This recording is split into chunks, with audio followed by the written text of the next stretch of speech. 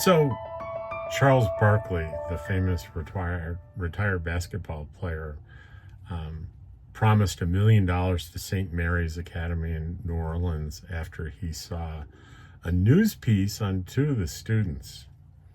And recently, they received the first $100,000 installment on that endowment. And it's Calcia Johnson and Nakia Jackson. They've since graduated. They were on 60 Minutes in May after solving the Pythagorean theorem, an equation, a mathematical equation that has stumped mathematicians for roughly 2,000 years. And that's the news story that prompted him to start doing the donations. So during their senior year, Johnson and Jackson spent their last winter focus on it was presented as a bonus question.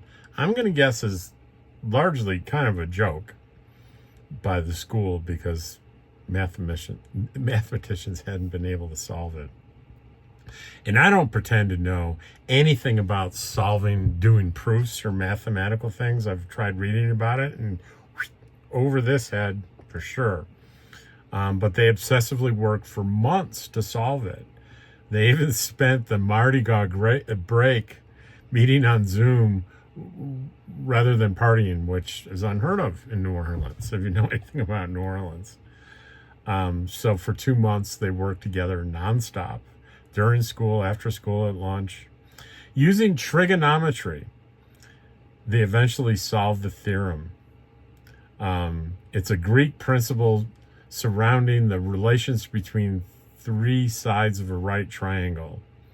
The mathematical puzzle has been proven in many ways over thousands of years, but never with trigonometry. And